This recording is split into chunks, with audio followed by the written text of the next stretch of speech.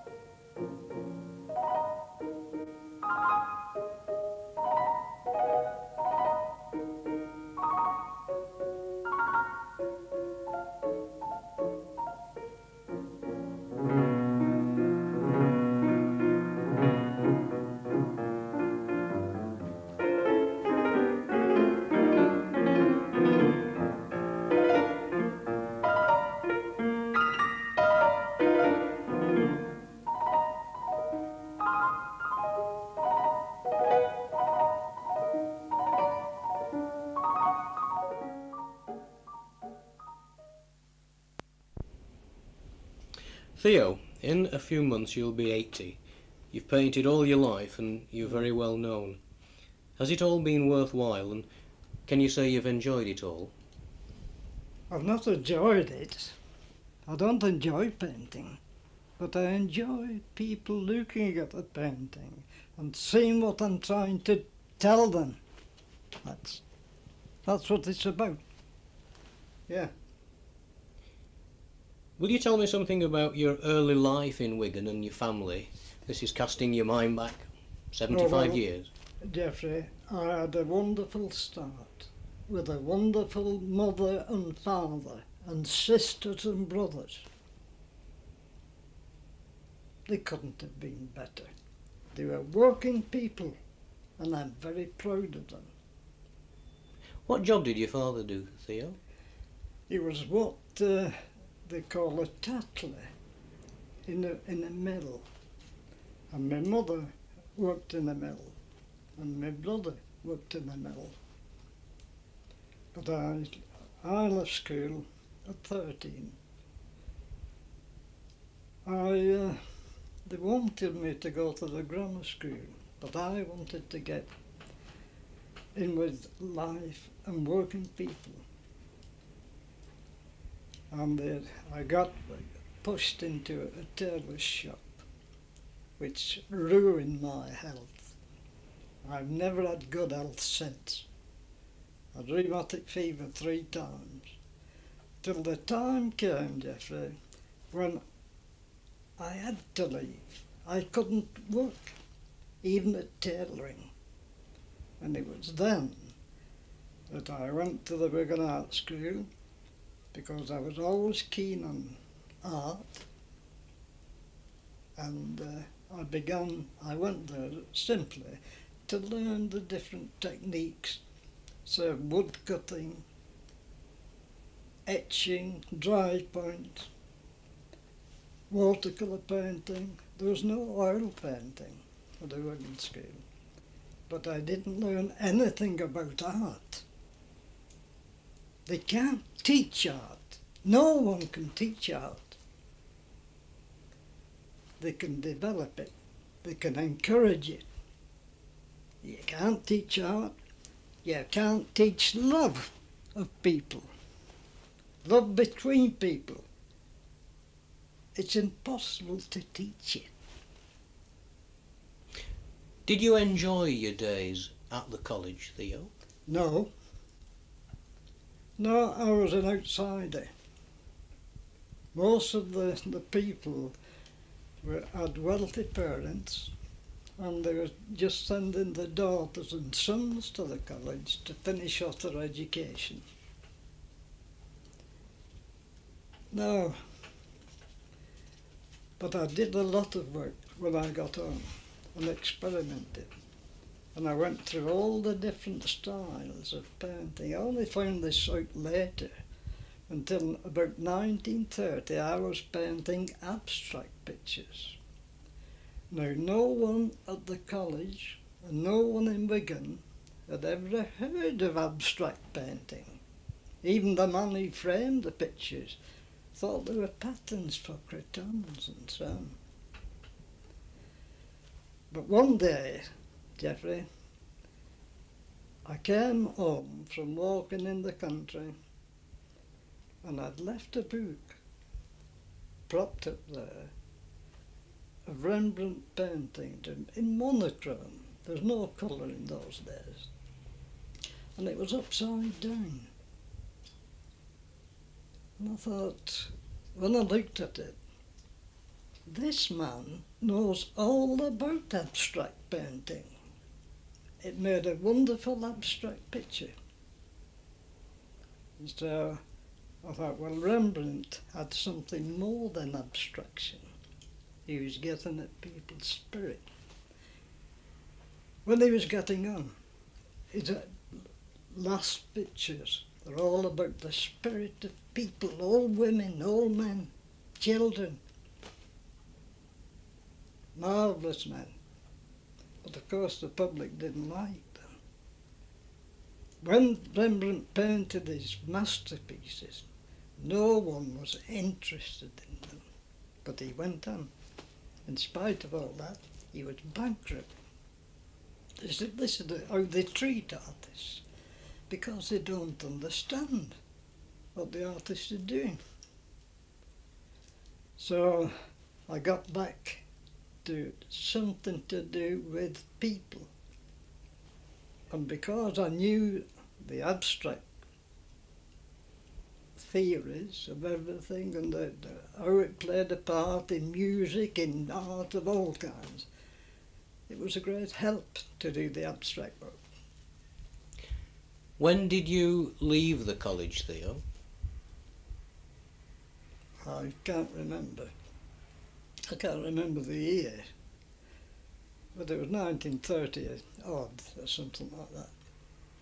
By this time, had you met Kathleen? Oh yes, I met Kathleen at the college. By that time I was teaching about 2 nights a week or something like that. And she was in, the young women were in one room and the boys were in another room with a big curtain between. But we were often pulling back the curtain and peeping across at the girls, and that's how I came across Kathleen. So I said to Kathleen, what are you doing in this, in this class? She was designing crayons and tiles and all kind of rubbish. I said, why not come into the life class and draw the human figure? Because the human figure is the basis of art. People. So she said, no, the headmaster had said she hadn't to go into life class because she wasn't good enough to draw the figure. And she believed that for about 30 years until she had a stroke. A terrible stroke. She lost her voice, she couldn't speak. Of course we could speak to each other. You don't need voices to speak to people. And the stroke, she lay on the couch, she was paralysed on her side and she couldn't speak. I don't believe in people just lying there. I believe in how to get better is to do something creative. That's the finest thing you can do. And I gave Kathleen, she'd painted landscapes and all kind of things, but never figures. She'd never painted figures since that donkey at the art school had told her she couldn't draw the figure. So I gave her a little pad. And the first thing she did, she could use her right hand, was to draw a little nude figure. Never done it before. The stroke had wiped out all the rubbish that she'd been told about not being able to do this, not being able to do that. When all children who come here, I say you can do anything. Don't believe in gifts. It's all nonsense. Every child can paint and draw. In fact, I say that every child is an artist until he's educated. And what happens then, Theo? Oh, she began to draw these figures and these wonderful pictures. And she, in the 10 years that she lived after a stroke, she drew hundreds of wonderful pictures. Beautiful drawing, so pure, so clean, so good. The opposite to all the rubbish that's been painted in the London schools and shown.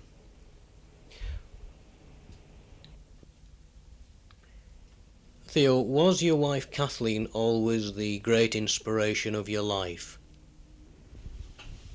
Yes, she was a wonderful inspiration because she brought into my life music.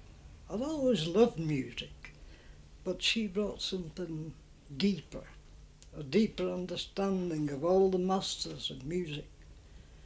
And she loved good literature. She brought that. And it made me realise that all arts are one.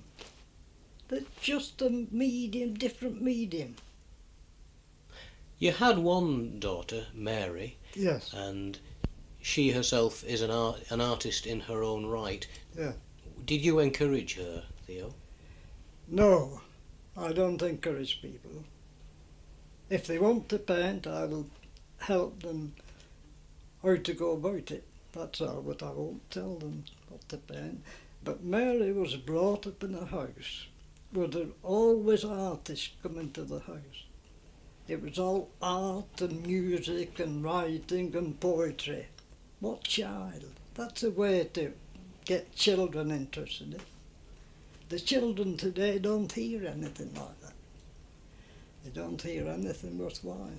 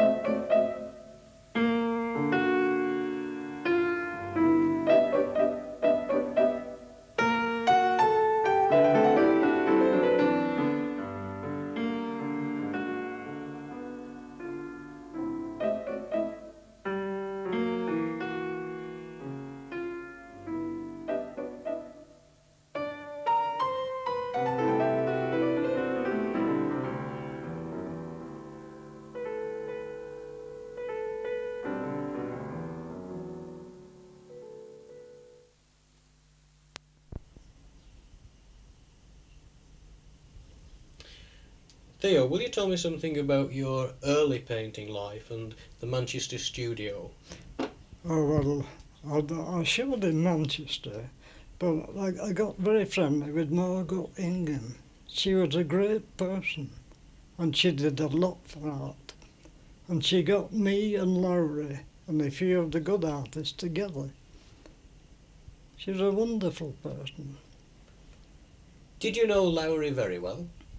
Yes, oh yes, I've met him quite often at exhibitions, and he came here, you know, but we never talked about art. I remember him coming, and I think I'd been ill or something. I was lying on the couch, and Kathleen, my wife, of course, was rather ashamed that I got a hole in my sock.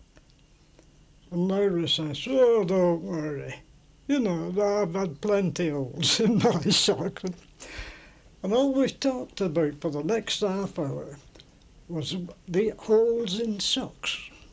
When we were lads, you know, and we were poor, we used to wear dark stockings, all dark black or blue, dark blue or black, because they didn't show, you know, they didn't show the dirt. But when you got a hole in, it looked like a potato.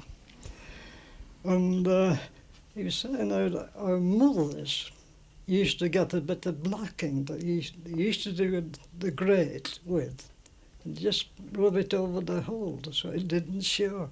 But that's how we talked for half an hour. What did you think of Lowry's work?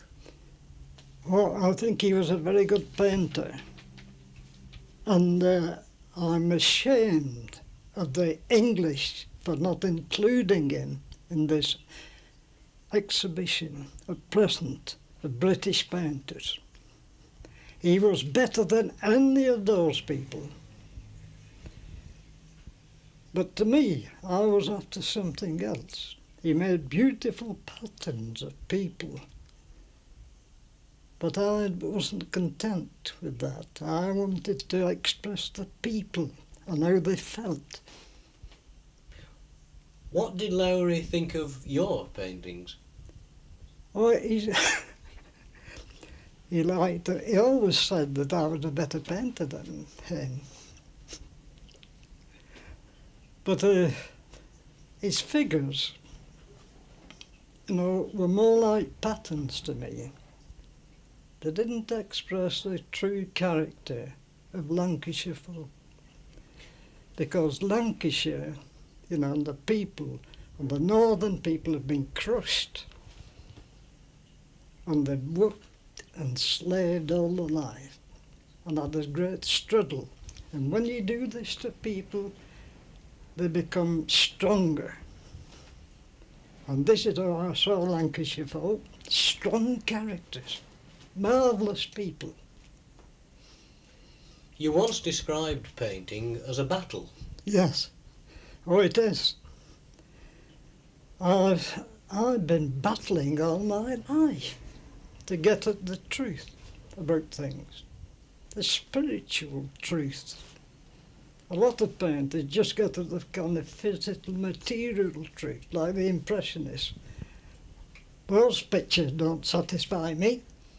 They never have. They're just nice pictures. That's why they're so popular. But I want to get at what's behind the people, just as Rembrandt got what was behind the old people, the spirit. That's what painting is to me, a spiritual thing. It's a spiritual message. It's a great struggle. When you paint, you're risking your life and you're risking your reason. That's what painting is to me. It isn't a hobby. Anything makes me more mad than people saying it's a hobby. When Kathleen did those wonderful drawings, people used to come and say, "It's a lovely hobby for you, isn't it, now that you can't walk about?" And then they used to say, "They're very good for a person who's had a stroke." I said, it's very good for a person who hasn't had a stroke. It's nothing to do with it. If she hadn't had that stroke, she couldn't have painted like that. It's well known, Theo, that money and fame have never interested you, and for the most part you refuse to sell your paintings. Yeah. No, I've said, so many times that money and fame are the enemies of an artist. He needs enough to live on, and that's all I've ever asked. What was the other question, Geoffrey? What I wanted to know, Theo, is that you obviously have a great love of the people of Lancashire, and you've painted pictures of many characters in Lancashire. Oh yes, these are wonderful people. I know that if a man like Rembrandt was alive today, he'd be in a place like Wigan. He'd be painting those people. When he was alive, he painted tramps. He painted himself as a tramp. He's interested in these old people.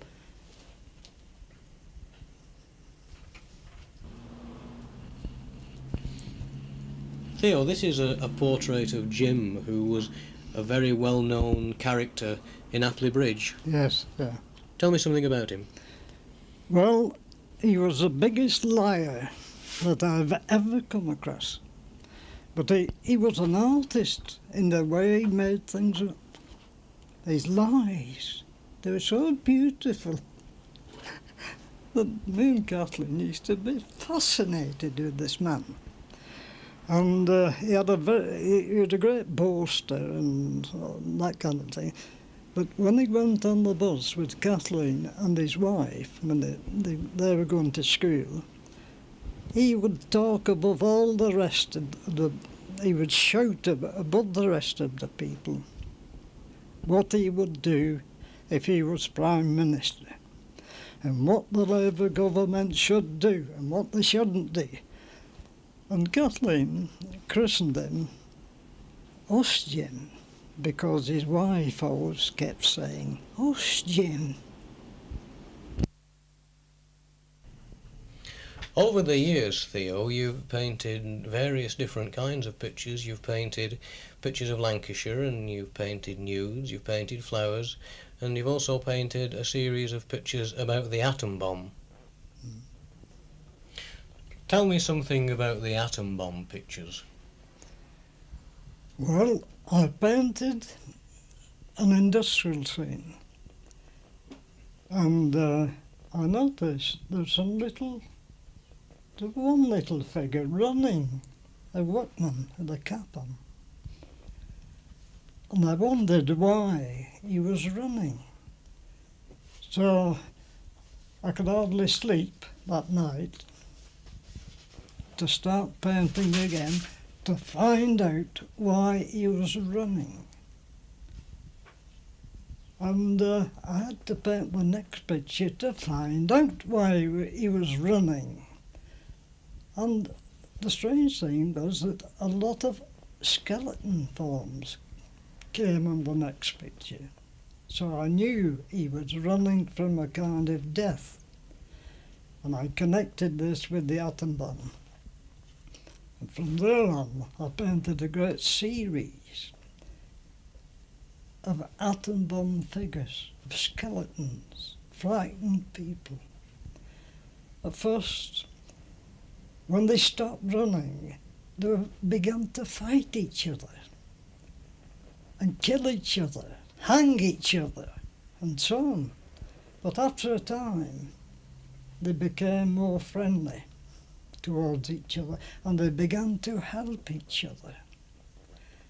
And this series went on and on, changing and changing into different aspects of what would happen if they dropped an atom bomb or had an atom war. And in the end, I thought it must end sometime.